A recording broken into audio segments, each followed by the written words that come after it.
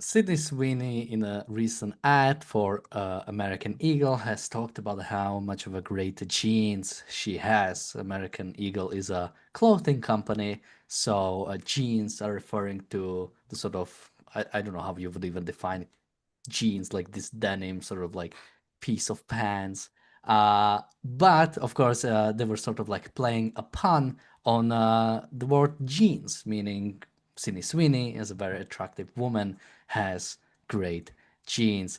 We'll watch the ad itself. We'll watch. Oh, and the reason why we're talking about it is, of course, leftists are going crazy on Twitter because of it. So we'll talk about that, and we'll talk about generally what she's being accused of. I think there is a interesting conversation after that, and of course we have a few more topics since I'm not sure if we have a full hour on Sydney Sweeney, although I would definitely be for that. So later in the show we might also talk about uh, four more stories. One is there was a opinion poll in Australia that showed only 25% of Australians have positive view of the Jewish people, which is very concerning since this is happening only a few weeks after both the synagogue attack and the Israeli restaurant attack in Australia.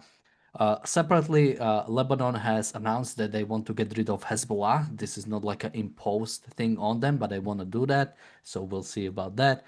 As well as Israel is establishing democracy within Hamas because of how many people they are killing, and basically no executive body is able to make the decisions themselves. So it's coming a bit more democratized. So we'll talk about that, as well as one of the hostage families came out calling for Israel to finally go and end the war in Gaza, not through ceasefire, but through actually fighting the war. So we'll talk about that as well. I want to go to the ad, but first, Marco, you didn't even know who Sydney Sweeney was before that, if I remember correctly. What do you make of this whole? It became like a really big thing. Piers Morgan had like a 1 hour on this talking about that. Everybody talked about it for a bit. What do you make of that? Well, yeah, I barely know Piers Morgan himself, so what he talks about is not exactly my the highlight of my day. But yeah, I mean, it's quite amusing how these uh, wokeoid lefties are actually reacting to everything. I mean, offending them is easier than offending a Muslim. Whatever you say is going to be interpreted in under some ludicrous point of view that only can come from this bunch of super racist people who see everything through the lens of racism, skin color, or diversity, those kind of crap. But ultimately, the joke is on them because by living to their stupidly irrational standards, they find themselves, failing at life and therefore not having any self-esteem whatsoever and generally leading a very miserable life. If you find this kind of stuff offensive, if you can read offense into everything you see, well, get a life. Yeah, absolutely. I didn't know who Sydney Sweeney was either, to be honest. In fact, I thought, "Who's he?" when you first texted with the suggestion for this show. But I've boned up on her since, as I'm sure you have. And and you started by making the point that leftists are going crazy on Twitter. Well, it must be Monday then, mustn't it? Because leftists are going crazy on Twitter on any day of the week, aren't they? But I think one of the things here is that this is like an old school advert, isn't it? This is an advert of a beautiful woman advertising a product. And the novelty here is not only is she a beautiful woman, and you're going to need to be sitting down for this point, she was also born a woman, which is unique. But it's nice to see a classic advert advertising a product and being proud of both beauty and the product.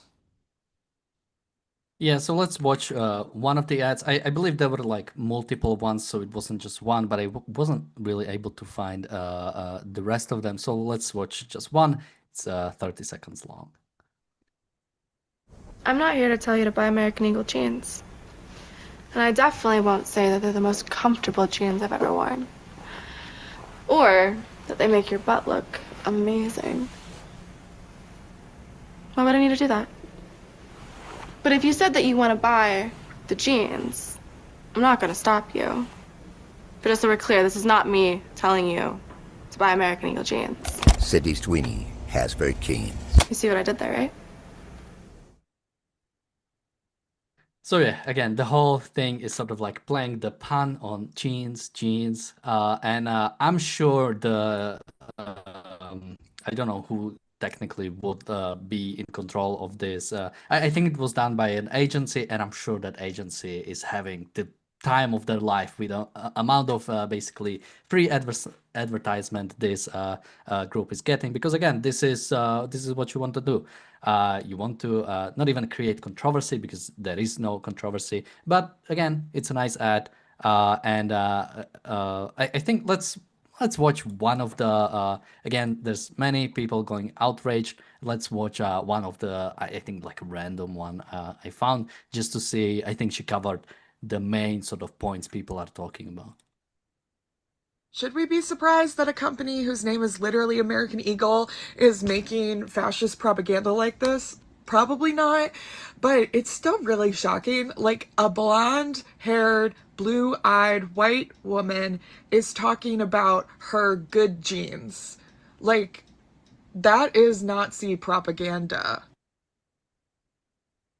So again, this is the type of thing you might have seen is, calling this a Nazi propaganda. American Eagle is already, a big, I mean, eagle. That's basically signifying the stolen land by America from the Native Americans. And yeah, I mean, Marco, do you want to say anything on this? Oh my God, it's shocking that some fat freak in front of a camera in a bedroom with a fascist flag behind is slagging off something that looks better than she does. Of course she does. I mean, come on, people. This is the typical envy coming from the left. I mean, it's nothing new. Ayn Rand talked about the age of envy. She wrote a nice essay about it, where she actually makes the point that these people, the people who don't have values, who only attack other people's values for being values, the hate of the good for being the good, makes them feel better psychologically. However, as I mentioned earlier on, because they know inside that what beauty is, what achievement is, and it's everything that they are not, everything that they cannot do, or everything they cannot be bothered to achieve. So they, rather than using their brain and putting some effort into their life and making their life better, happier, pursue some values on their own, they just live through other people's values, and they actively go against what they know subconsciously, or whether they make it explicit to themselves or not, is a value. So they go against what they know, what they perceive to be a value, and ultimately they live with a contradiction in their head, a contradiction that don't allow them to reach self-esteem, therefore doesn't allow them to be happy. And that's why you have all these little rants talking from their bedrooms, and frankly they will never achieve anything meaningful. I mean, you could argue that the advert itself is exploitation or beauty and blah blah blah, but really, the woman chose to do the ad. Presumably, we live in a free world, so presumably she chose to be part of the ad. She was enforced by the company. The company chose this kind of ad, so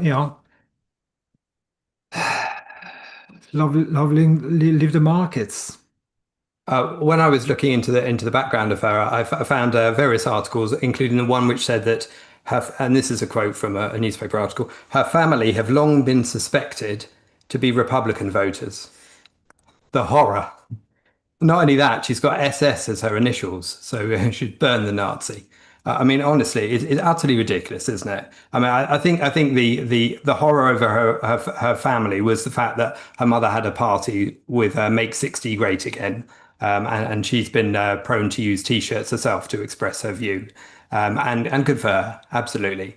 I think this is a case of it's so nice to see a refreshing case where people are actually just being confident and being successful and confident in the same breath, and not being ashamed of it, apologetic for it, and not trying to turn beauty into ugliness and pretend it's beauty, which is what we get all the time. I mean, you've only got to contrast this with, say, the Jaguar rebranding, for example, where the boss of Jaguar's just decided to throw in the towel after the horrendous rebranding with a bunch of freaks and nutcases who were, purporting to advertise a car which you didn't even see in the advert. Well, here you see both the product and the beauty that is supposed to go with it, and therefore, it works and it stands out for being different in a way that it wouldn't have stood out in the past. Not so many decades ago, because that's what actually works. Sex has always sold products, and it's always been an aspirational thing to market a product with attractive people. It's a return to that, and of course, some of that flies in the face of the direction that people like this bedroom dweller wish to take us, which is towards nihilism and disgust. Yeah, so there is this also whole thing about sort of like dog whistles, and I want to talk about that in a bit, but sort of wrapping up on this, I talked about the topic with James before the Daily Objective, and he called this the hatred of beauty in our time, because realistically, the fact that somebody else, shows them, like we can call objectively when is something beautiful, and also it's not exclusive. It's not like there's just one standard of beauty where it's like unless you're this somehow you cannot achieve it. It's there are sort of like different ways to achieve it, but again, sort of like trying to put it down is really sort of like the goal of sort of like hatred of the good, because again, you can like recognize sort of bad things about yourself and still have self-esteem, still have the understanding that you are sort of like still trying to achieve it. When you simply try to put down perfection or sort of the symbol of beauty, your goal is to pretty much resign. Your goal is to say, no, I am not good, I am not great, and that's a good thing. I shouldn't strive for greatness. I shouldn't try to be beautiful. I shouldn't try to be sort of strong. Again, I'm still technically overweight. I've been working on it for a long time, but I can say that, I'm still doing great, and I still can still recognize that, my ideal body, at least in my way, looks a bit different than I'm right now. And I can hold these two things at the same time. I can say I'm not there yet, and I can also say, but I'm still pretty good at that. So, Marco, any last thoughts on this topic before we move on? Yeah, well, it's true that beauty is something that you do not necessarily work on. It takes a certain amount of effort to be to make the best of what you got, through makeup or being healthy or whatever. And but it's true that the way you look like is fundamentally down to your genes, the genetic material, not the denim. So you could argue that being ugly or beautiful has got nothing to do with your achievement. It's not your achievement as such. It's just pot luck. Nature made you the way. However, the way you choose to behave and live, that is in your control. That is what your mind allows you to do. And you could argue that to effectively,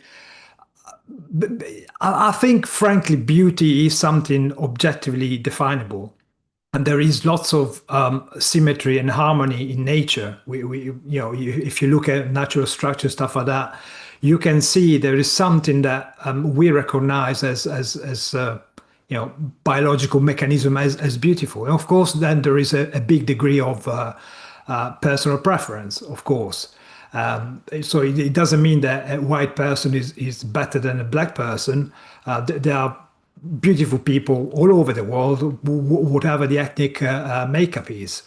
But there's definitely something that you can perceive as beautiful. It's so an accident that the Greeks define a certain canon of beauty. Theirs was probably based on some objectivity, some the symmetry and the harmony of the faces, all this kind of stuff. So you cannot argue that beauty is just in the eye of the beholder. A certain degree of it is, but I think part of it is is something a bit more rooted into our nature. So yeah, I mean, to deliberately go against what you even know it's beautiful, I mean, it's just contradictory. You know it's beautiful and you choose to go against it. So that's not good for your mental health as such. And also, even commercially, we're seeing what happens when you get a bunch of freaks to advertise a beer or a shaving implements for men. you know, sales go down because people do not identify with it. People do not want to see the freak and the nasty um, associated to something that they're supposed to use. So it's bad judgment to go against beauty and achievement in the first place. But it's particularly bad when you then associate the sale of a product to it. Yeah, I'm still happy for the Gillette ad because it gave us a really good meme template that I like to use a lot. But that's about it. Richard? Yeah, no, absolutely. I mean, this is a double satisfaction to it, doesn't it? Not just for what it stands for, but what it flies in the face of culturally, isn't it? This is the opposite of the go woke, go broke type of advertising, isn't it? And it's been good to see as a result of that things like I think I read somewhere that the sales of this particular jean had gone up by 12% since she started this campaign. In the way that the Jaguar sales, went down, and suddenly people were embarrassed to own a Jaguar. Just to comment on, wait, did you say sales or stocks? Stock price? It might have been stock price. I thought it was sales. Yeah, because I've seen the stock price went up and then it went like back to the normal level. So I know some people made that comment, but it might be sales as well, because those things don't necessarily correlate. Sure, no, absolutely. But yeah, either way, and of course the fact that this is flying in the face of the cultural trend, I think is also good because it is particularly when it proves to be successful and certainly getting the right kind of people offended. The offenderati are the offended ones, and that's always good to see. Although they're always offended, aren't they? To be honest. I think one of the things that I think is good about her is that she is confident, and one of the things that I've seen in some of the tweets and things she's put out in the past is, for example, is one of her firing a Glock, for example, very successfully reloading and firing at a target and being proud of being good at it. And that, of course, flies in the face of what people think people should be doing. And of course, that's good Second Amendment stuff. Somebody says nobody hates beauty, they hate they don't have beauty. I wouldn't necessarily say, because again, the fact that and you can do this with anything else, wealth, achievement, beauty, richness, anything else, because not only the most important part, I don't think, is the fact that you think or you don't have it, so it's envy. No, it's you see that it is achievable and you don't want to do it. So you have to put it down. Therefore, no, this is actually that there should be no demands of me. There should be no demands on the way I act, on the way I live. Because if truly sort of achievement is a matter of choices you take, the implication is you are living your life wrongly. So I think sometimes it is just envy, but I think oftentimes, especially when it comes to broad culture, I think it's much more fundamental. Okay, let me bring up a topic I wanted to talk about for about 3 years, and I finally got a chance to bring it up because I wanted to integrate it with some topic, and it's the fact of dog whistles. Now, for those who don't know, dog whistle is sort of similar to coded messaging. It's a phrase or a word that's on the surface is sort of innocent, but it's meant to, in one way, it's meant to sort of give a wink wink to people who understand what you mean, and it's supposed to give you sort of plausible deniability. And we'll give some examples. Now, people are calling this a sort of a dog whistle because she's talking about how good genes she has. So apparently the dog whistle is to sort of propagate or sort of to go to Nazi propaganda. Now, this is not how dog whistles work. They are usually not like this straightforward when they talk about, again, something like good genes. So I don't think it applies in this case. But I want to bring up some other ones, especially some observations I have. But Marco, do you have any comments, maybe specifically when it comes to still this video and dog whistles, or this ad and dog whistles? Well, it's clearly designed to trigger the offenderati, isn't it? It's clearly designed to make them feel inadequate, and you know that they will immediately react, which is effectively the whole point of an ad, to put your product out there. You know, the old say, every publicity is good publicity. So getting these sad people to talk about stuff is good. So it gets your product there. I mean, the heck, we are talking about it, aren't we? So it clearly works. Yeah, absolutely. And also this is the publicity that also focuses on the product as well at the same time. And you know, the product is not absent, the product is not missing, the product is relevant to what is being said, which again is not the case when in many of these opposite adverts, which are forced political agendas. I think it's just the upbeat, happy tone of it, which is, you know, good to see. I think, you know, the idea that this, you know, is promoting eugenics is frankly ridiculous, isn't it? And you only have to look at, I mean, look at Hollywood generally and the amount of rampant nepotism that exists in Hollywood among pretty much mainly lefty actors and actresses and people working in Hollywood. The amount of dynasties in Hollywood and tied up jobs there are that aren't based on merit. And yet these people are the same kind of people who are up in arms when it comes to someone like this. I know I'm not conflating the two aspects there, but it strikes me as ridiculous that you try and cancel someone or attempt to cancel them by using some Nazi slur that's 5 steps removed from anything that's you know, that's based on a pun, for God's sake. I mean, honestly. But yeah, in terms of dog whistle, you just yeah, this idea that you appeal to the you know, the lowest common denominator among your group of supporters. Only the dogs can hear it, and that you know, you pick those trigger words. Well, I mean, you know, when it comes to politics, every politician is trying to speak to a variety of people, including their base, whatever their base is, and including a broader range of potential supporters that extend more towards, you know, the middle ground of whatever spectrum that they're part of. So, you know, it's just one of those slur terms more often than not, the dog whistle term.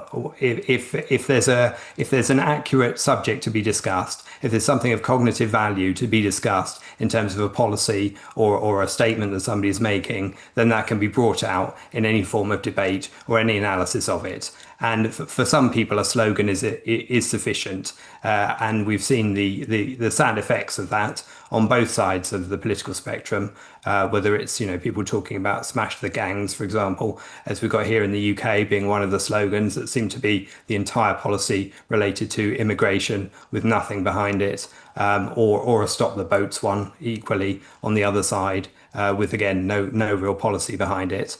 Or you can take any subject that's based on pure slogan that tries to kid you that there's substance behind it when there isn't. But any thinking mind ought to be able to, you know, work that out for themselves, frankly. So yeah, the reason why I wanted to talk about it a bit more is again sort of the way dog whistles are used to basically shut down a conversation oftentimes, or basically make it well, because I want to use a few examples, right? one that somebody brought up to me, and I found it really interesting, is the idea of states' rights.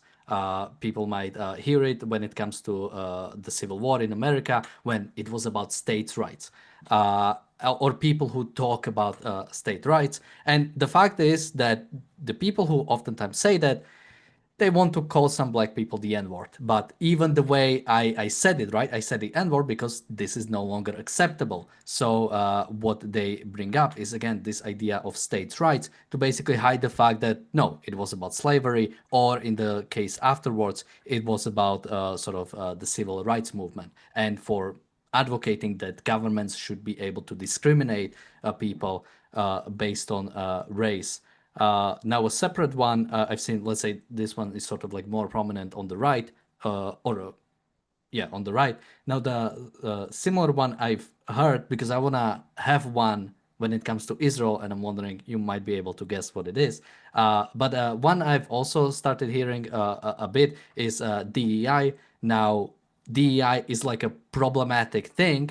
It's a problematic philosophy, but I've seen oftentimes some conservatives basically use it to, as soon as somebody in a job is not white or man, it's automatically DEI. And sort of, they basically just hide their racism. They try to hide the fact that as soon as, basically trying to hide that nobody of color, or nobody who's not a man, well, I guess nobody who's a woman, would be able to actually get the job rightfully. And now I'm wondering if you guys have any comments on this, or if you want to go to the Palestinian example I have, and if you want to try to guess what I mean. Marco? Yeah, it's something start with G. Well, I'm wondering what do you mean? Is that the genocide accusation? No. It's actually a phrase. From the river to the sea, Palestine will be free. This is an absolute dog whistle. Because again, what is the purpose of it? Well, we just want a free state for Palestinians. We just want Palestinians to be free. No, this is a call for the destruction of Israel. This is a call for eradication of Jews within Israeli state. But again, what does it do? It gives them plausible deniability. You have politicians saying things like free Palestine, saying things like from the river to the sea, Palestine will be free, while it's like an actual call for genocide of the Jews. So it gives them plausible deniability. It gives the wink to their supporters, because they know what they are talking about. They know between each other, the sort of pro-Palestinians, the fact that no, this is just about we are calling for Palestinian, while winking to each other. No, we are calling for killing of the Jews. Yeah, Marco, any comments on this? Yeah, well, to be honest, all this in my mind falls down the category of misconceptualization and misuse of terms, because we've seen, especially from the 2020 riots, the BLM riots, how suddenly racism became a thing in the West. It's legit now to be racist against a white person, and as you mentioned, by using terms like DI and stuff like that, effectively you sneak in racism towards a different ethnicity from white. And this has become very, very annoying, because this was a feature that was nearly wiped out from our discourse only 15, 20 years ago. The kind of real low-level racism from the people with very small brains was more or less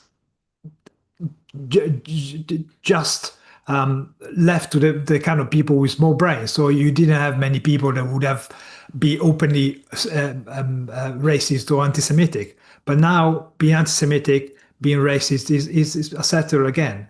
It's mainly not acceptable because of the seemingly proliferation of irrationality. We've seen how much people just think by slogans and repeats stuff that they see, and how we see people tribalizing, effectively polarizing to different camps, especially with the Israel-Gaza thing, which is so blatant. But then again, Ayn Rand said that tribalism is the lowest form of collectivism. So you got people grouping just by the way they look, the way they sound, the way what kind of flag they fly. So yeah, I mean, call it what you like. It still goes down to people be rational and not use their mind, not be independent enough to decide, what side should I support? Or should I support a side at all? Should I just shut up and read and work out what's happening rather than, shoot out your opinion before you even made up your mind? And these kind Yeah. of dog whistles, sorry, these kind of dog whistles do invite tribalism. They do promote tribalism, don't they? The dog whistle is supposed to be heard by a certain tribe, and therefore to reinforce the nature of that tribe against another tribe. So its intention is division, isn't it? I mean, inclusive is one of those words that means the opposite where it's used in a similar manner. Sorry, you wanted to jump in there. Well, one thing I just wanted to add before you go is what these sort of dog whistles also do is they make a conversation impossible, right? Because the dog whistles are inherently dishonest. They are trying to hide their true intentions. So when somebody calls from the river to the sea, Palestine will be free, what they are saying is they want the destruction of Israel. What they are acting as saying is simply wanting Palestinians to live in a free state. But there is no conversation with that person because if you try to say, no, no, no, I know you want the destruction of Israel. And if you go to the policies they are calling for, well, we just want unlimited right of return. We just want to go back to the 67 borders. Okay, you are calling for the destruction of Israel, but no, no, no. I'm just saying Palestinians should be free. So again, it's that dishonesty that makes any conversation with such a person impossible. Yeah, and that combined with the kind of rhyming dialectics that you referred to earlier, which is what people are supposed to just chant without having any concept of even what the words mean within the sentence, let alone what they signify. Sorry, I'll get the word out. Signify beyond that. Yeah, and of course, peace is one of those in particular, isn't it? Because all those that advocate for out and out pacifism are really endorsing totalitarianism because at some point they're saying that peace must be at all costs, even if it means submitting to whatever whim of a dictator exists in front of you.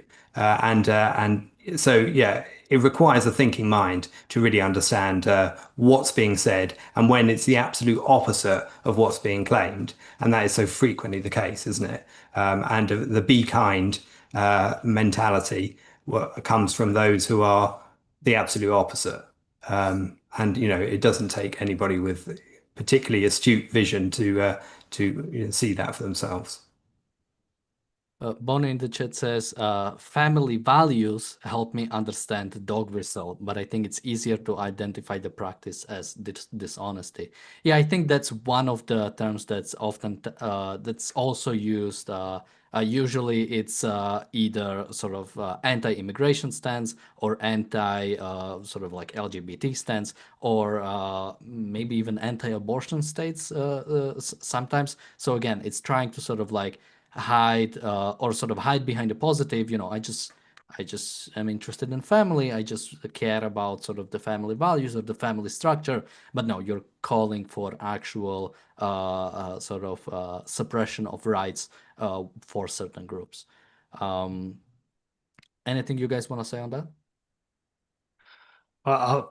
You can add two-state solution to that because that's a code word, from Macron onwards to people who actually want the destruction of Israel and the hand over the win to the Palestinian by default. And so many of the phrases that Rand picked on, for example, phrases or individual words like extremism, for example, these anti-concepts, these things that shouldn't exist and that are designed to confuse the mind and blur over matters and drop the essential when making a point in order for people to miss the point.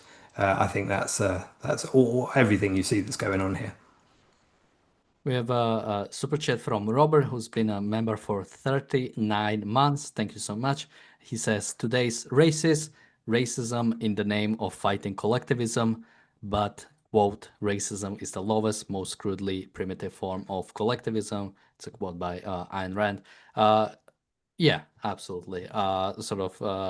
It did become sort of a norm to be racist or to sort of no, they call it anti-racist. You have to be anti-racist. You have to actively fight your sort of like racist urges.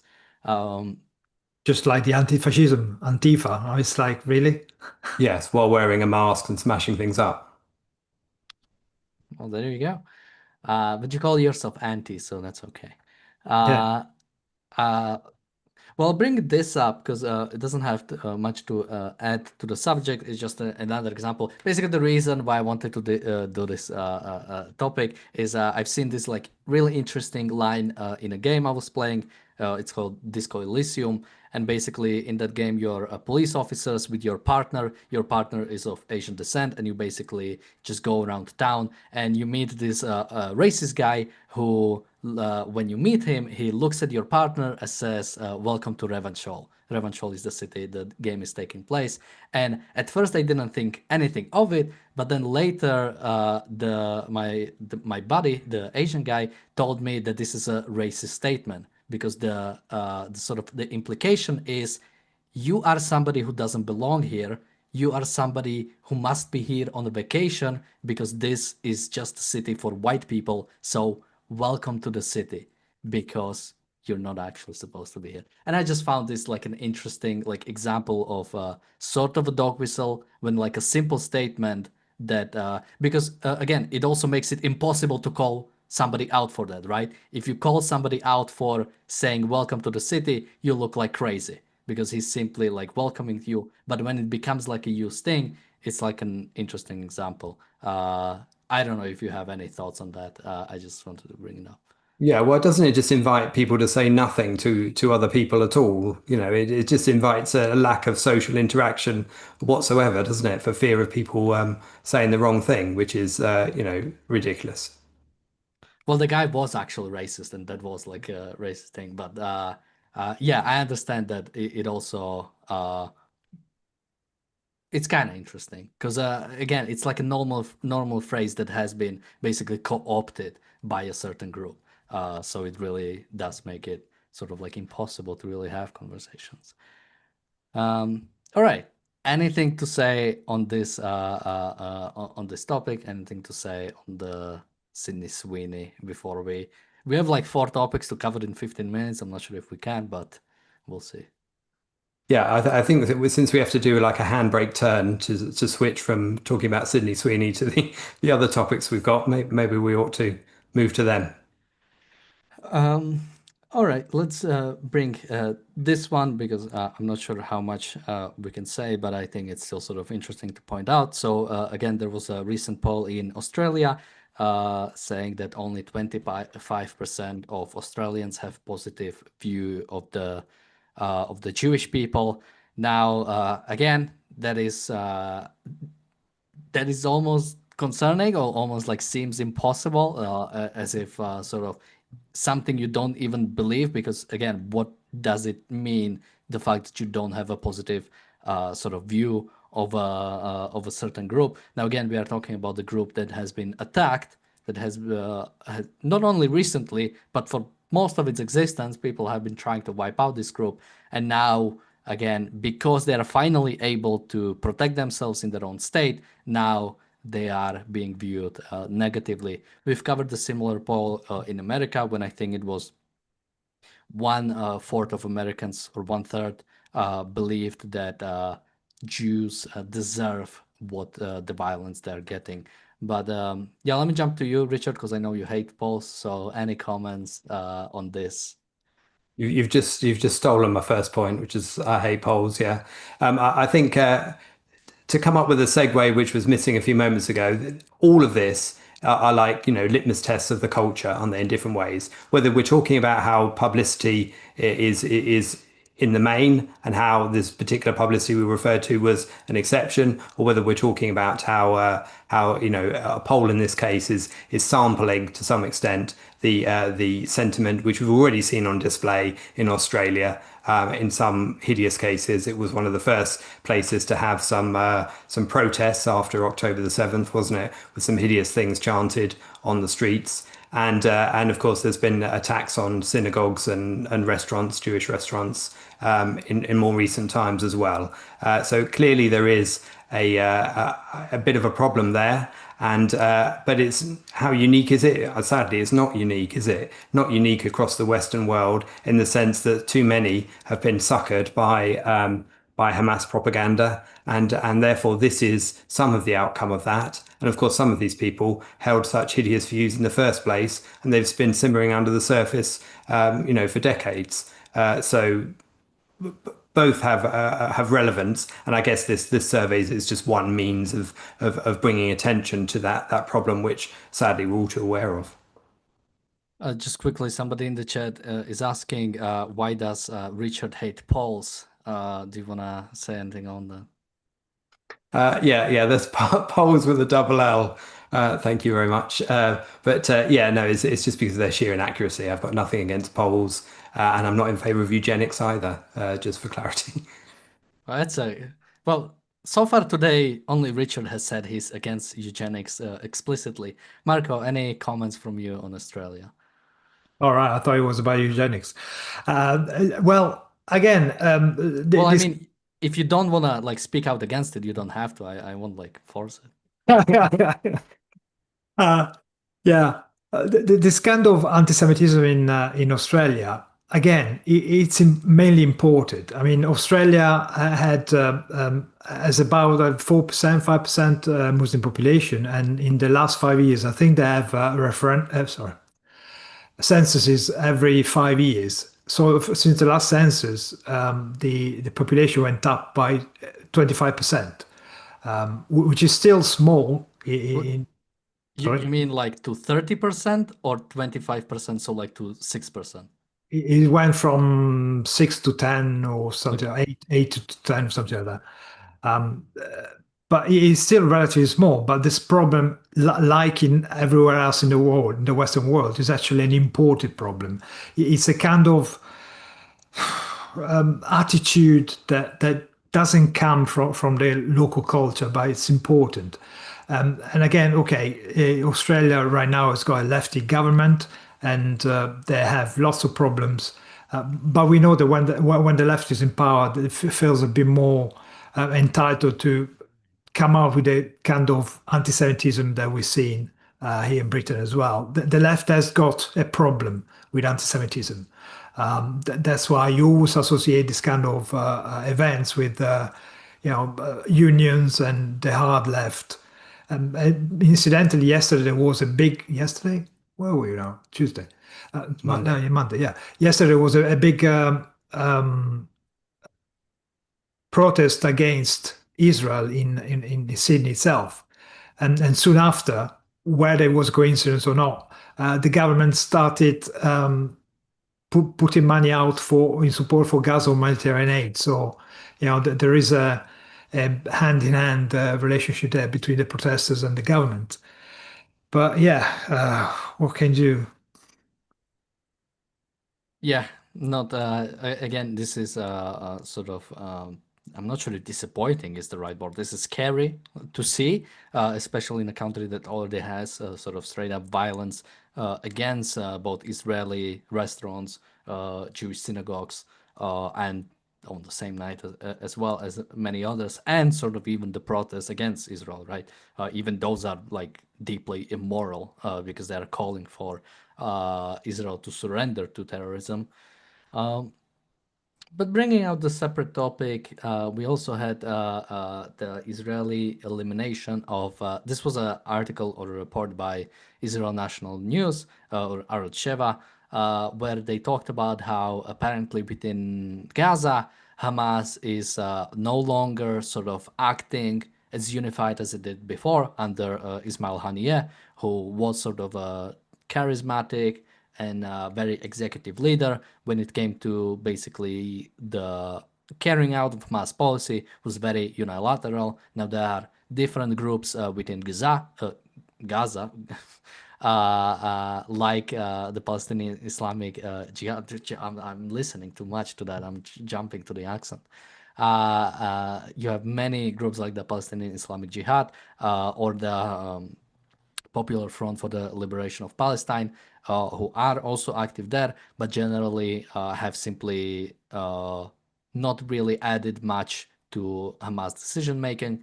But now with the leadership of Hamas basically not existing, meaning there is not a singular person that is leading, there is sort of like this committee headed by 5 people. I'm not even sure if all of them are still alive, but yeah. So you have that, and that meant that when it comes to the unity of Hamas, it seems to be cracking, and there seems to be much more sort of they accept much more democracy.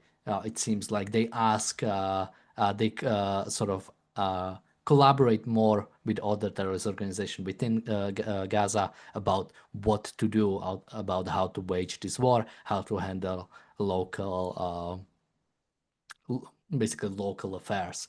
Marco, any thoughts on this? I just found this like an interesting update for people. Yes, it is interesting, but on the other hand, it makes you wonder why on earth are you coming up with this kind of report? What am I supposed to feel sorry for Hamas that has run out or leaders? I mean, yeah, fine. The bunch of terrorists find it hard to talk to each other. Woo woo, Crimea River. What am I supposed to do? And the fact that even they talk about democratize Hamas. I mean, come on, it's a bunch of terrorists, a bunch of irrational animals, people who behave like animals. So, they wouldn't recognize democracy if it blew up on their faces. So, I mean, a bunch of rational people applying rational concept to them, they don't get it. So, yeah, move on. Well, I think when it blew up in their faces, they usually don't get much thinking after that. Thank you, IDF. yeah. No, absolutely. And of course, the fact that they have to hold information to a tight group because of their paranoia about other, insurgency from within and all that kind of stuff is again, something that is just a natural outcome of the stupid road that they've chosen to walk. So, again, you're not going to get much sympathy from us. I kind of object to hearing Hani described as charismatic. I don't know whether he has his own. I should say that was in the article. I'm not. No, I know that. Yeah. I wonder whether he had his own T-shirt saying "Sorry for having such great charisma," but who cares? He's dead now, and that's a good thing. He was also a billionaire, so the people in the left should actually hate him, shouldn't they? Well, this is called intersectionality. Will that kind of imply here, or sort of what matters? It's basically being rich, but also hating Jews is a bit above that. So it's sort of and being trans is at the top. I don't like these kind of jokes, but might as well put one there. All right, moving on to the next one. We are smashing through this. So this is, these were pretty short articles. This is coming out of Lebanon, that basically they are officially saying that they want to get rid of Hezbollah. So great job after 20 years when they were supposed to do that. Oh, will depend when we take. Technically, Hezbollah was never supposed to be there. It's a Iranian sort of Iranian-fueled terrorist organization within Lebanon. I think going back to 82 about, although sort of the precursor to the organization was that even before that. And after 2006, Hezbollah was supposed to completely disarm. UN should have helped with that. When it came to southern Lebanon, they were supposed to completely get out. And it took until Israel actually did that job for you. Now, when Hezbollah is I think pretty much non-existent in the south, but is still sort of alive, is still keeping on. Lebanon now says, oh yeah, we do want to get rid of Hezbollah. We'll still keep them in government. I'm not sure if they've officially ejected them from government yet, or how it's gonna work there. But yeah, basically the meat of the article was that Lebanon is saying getting rid of Hezbollah is not like a goal that's imposed on us by America or somebody else, but we actually do want to do that. So, Marco, is Yeah. Well, Lebanon joining the Abraham Accords now. It's funny that they find political will within Lebanon once Iran has been pushed a bit back in its box and is no longer able to fund the terrorists or Hezbollah. But to me, it just looks like, I mean, I'm happy to be wrong, and I'm happy to be proven wrong. But to me, it just looks like another faction of wannabe jihadis trying to take advantage of the fact that Hezbollah is not funded directly by Iran, because Iran has got his own problems right now. So take advantage of the political weakness of Hezbollah as such, trying to take over. But we'll see. Hopefully, it's a move towards the right direction. But frankly, the French involvement in Lebanon's affair, and the presence of people I don't really trust at all in the area, I don't know. We'll see. Yeah, we'll see. I mean, it's premature to comment, really, isn't it? Actions speak louder than words in this regard, and we've heard too many words, and they come too late to be plausible, and without the action to back them up. I mean, the point they've made that only the Lebanese government should be armed, not groups like any other groups within the country, such as Hezbollah, is obviously, well, that's a good thing, but it also depends on what you do with your own arms, and it depends what you do with your own country, and making your own country and its citizens able to be prosperous and successful. And that, of course, comes with the opposite of what they've displayed up until now, and therefore it would need a big shift in order for it to really take effect. But also, that I think some of the things that they're concerned about include like the port explosion in 2020, don't they? And trying to get redress for that, because the all of the events there were down to the corruption, the mismanagement, the looking the other way, all of the things that aren't related necessarily to terrorism, but just to the sheer incompetence and corruption of the irrational, and therefore a big explosion is the end result that you would expect from that. But only if you recognize what the cause of that was, are you going to be able to prevent it, or are you just going for retribution? In which case you're not necessarily recognizing the cause, you're just trying to bash another tribal enemy within your political set in the interim. So, wait and see is the answer, really. Yeah, and to bring out the last topic, it's one of the fathers of the hostage in Gaza has recently spoke out, and he said, "We are calling on the Israeli government to make a decision to defeat Hamas in Gaza, to create a situation in which 100% of the Gaza Strip is under our control. In response to those calling on Israel to surrender, in response to the petition by artists who have betrayed the state of Israel and the Zionist project, we say to them, shame on you. We demand victory. Anyone who demands surrender should go knock on the doors of every bereaved and wounded family in this war and ask for their permission." Now, I just wanted to bring it up because we always say we don't, go after the families about sort of their comments on Gaza, or even if they are calling for some sort of a deal, because it's understandable if you have a family member there. But I'd like to always point out the heroism of some of them who see the evil of Hamas, the evil of Palestinians, and understand that the only way to hopefully get their family members home, but also most importantly prevent any future Israelis or family members to be taken, is by a complete destruction of Hamas, complete surrender of Palestinians, and a complete occupation of Gaza. Marco, any thoughts on this? Yeah, this is a tough one to talk about, because of course you have to bear in mind the feelings of the family. It must be horrible to know that the person you love is held hostage by Hamas. Personally, I said this before, but if I were in the situation where I get picked up by Hamas as a hostage, I would like people to consider me dead, fallen during the attack, because frankly, I mean, we've seen how Hamas treats people in the first place. We've seen the condition of the people from the propaganda video that they produced just a couple of days ago. We've seen the way they treat the former hostages once they're being released during the exchange of prisoners for hostages. So it's tough. I mean, it sounds being callous, but really the hostages are victims of Hamas. They're the same level as the victim that were killed and butchered on October the 7th. And as you said, every time you accept human currency in exchange for terrorists, every time you leave Hamas free to take back some of the terrorists in exchange for a prisoner who they picked up and held, and it just empowers them. It gives them a reason to do it over and over again. So as you said, the only way to stop this kind of human trade of life is by destroying the threat every time he raises his head.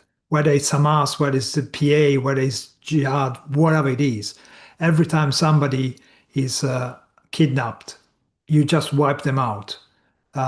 October the 8th, Gaza should have been bombed to smithereens. Yes, probably the hostages would have died, but again, it's Gaza's fault. It's Hamas's fault. Everything that happens to the hostages, every suffering, every death, every single drop of blood is on Hamas's hand, is on the jihadis, is on the culture that fosters this kind of behavior. The culture that hates Israel, hates the Jews, and hates civilization. Yeah, I have enormous respect for this father, for his courage and his heroism and his moral clarity in the most testing of adversity. And to also not only to think this, but to speak it aloud, to promote the stance that is the moral stance to take, is something to be deeply commended, and commands all our respect.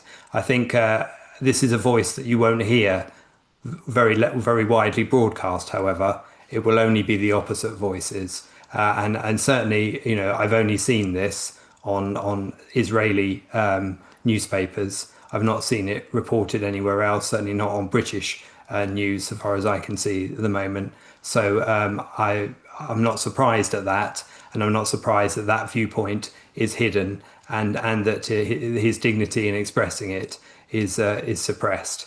But is absolutely right, and I can only endorse what he says. But also, as Marco underlined there, with the absolute, emotional understanding of what it means underneath that, which any one of us would find excruciating. Yeah, and with that, I think we've actually covered everything I wanted to cover today. So, Marco, any last thoughts, and where can people find you before we go? I mean, last thoughts. Well, we cover quite a range here. I mean, what can you say? I mean, the the kind of irrationality which is out there, the kind of way people choose not to use their own brains and to evaluate facts on their own terms, it's quite depressing. I mean, if you continue to live according to somebody else's diktat, well, you're never going to reach the kind of happiness that you could reach, because a rational person knows that the world is can be bent to can be made work to your advantage. But if you choose just to sit back and let somebody else drive, well, all you're gonna get is some crumbs if you're lucky, but you're never gonna achieve a fulfilled life full of self-esteem. So think with your head and just don't follow the crowd, because it's a crowd. And I'll just add to that by pointing out that philosophy is everywhere. Everybody has a philosophy, even if they don't realize it. Some people have picked up bits of philosophy here and bits of philosophy there, and some of it contradicts each other, as Rand has pointed out.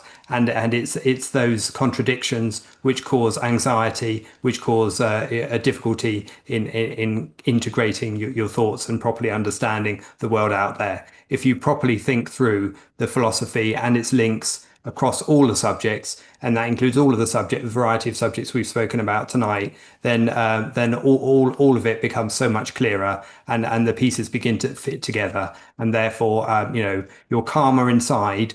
And you have a clearer understanding of the world you're looking at, even when it's distasteful, even when it's unpleasant. You understand what makes it tick and why it ticks in such a fashion, and that is the first step towards trying to combat the trends which are the worst trends, trying to promote the trends which are the better ones, and getting people to see the difference between them. With that, somebody in the chat is asking what should be the first book or article from Rand to read, who never read her before, for new viewers. I like Philosophy Who Needs It. I think it's both a book and I think it's like a first essay of the book. So I'd probably recommend that one. Marco? Yeah, I mean, if you like nonfiction, that's definitely something you should read. You should read even if you don't like nonfiction. But if you prefer fiction, The Fountainhead is a very good start. Yeah, I would endorse both those answers. And of course, the Philosophy Who Needs It article is available free online. So you can just search for Ayn Rand's name and the title of the article, and you'll find it. You'll be able to read it and understand the importance of philosophy, something which I frankly myself didn't recognize for a good chunk of my life. So I'm glad I did find it when I did, and I encourage everybody who's got any interest at all or is interested in what we're saying to go and check it out, please. And with that, thank you guys for joining me today. Thank you everybody for watching. We'll be back tomorrow with another episode of The Daily Objective and the reality show. Until then, bye-bye.